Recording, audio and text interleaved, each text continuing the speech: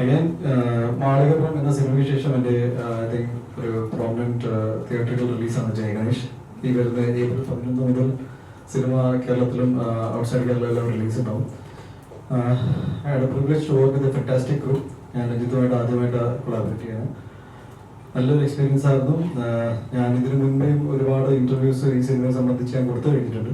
അതിൽ ഞാൻ എടുത്തു പറഞ്ഞൊരു കാര്യം എന്ന് വെച്ചാൽ I think as an actor and as A ഒരു എന്താ പറയുക സിനിമ ഇഷ്ടപ്പെടുന്ന ഒരു വ്യക്തി എന്ന നിലയിൽ എനിക്ക് ഏറ്റവും ഇഷ്ടപ്പെട്ട ഒരു സിനിമയായി മാറി കഴിഞ്ഞു ജയ ഗണേഷ്.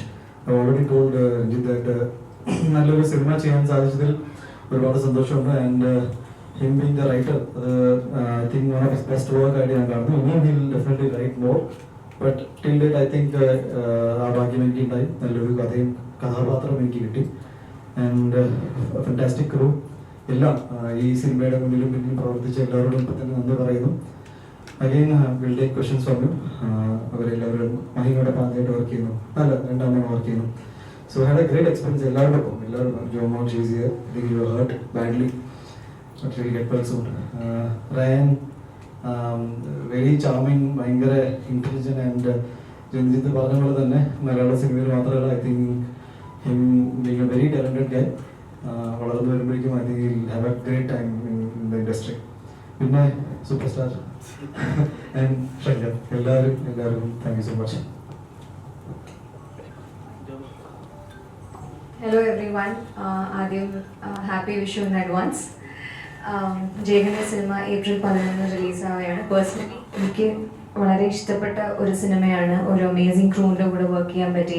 രഞ്ജിത്ത് സാറിൻ്റെ കൂടെ ഞാൻ ഇതിനു മുമ്പ് തന്നെ വർക്ക് ചെയ്യണമെന്ന് ഒരുപാട് ആഗ്രഹിച്ചതാണ്. വേറൊരു സിനിമ അത് വർക്ക് ചെയ്യാൻ പറ്റിയില്ല. ആൻഡ് ഇത്രയും സെൻസിബിളായ ഒരു ഡയറക്ടറിൻ്റെ കൂടെ വർക്ക് ചെയ്യാനുള്ള ഒരു ഓപ്പർച്യൂണിറ്റി. ഉണ്ണിയുടെ കൂടെ ഇത് 2ാമത്തെ തവണയാണ്. I thoroughly enjoyed working with him. പിന്നെ നമ്മുടെ മ്യൂസിക് ഡയറക്ടർ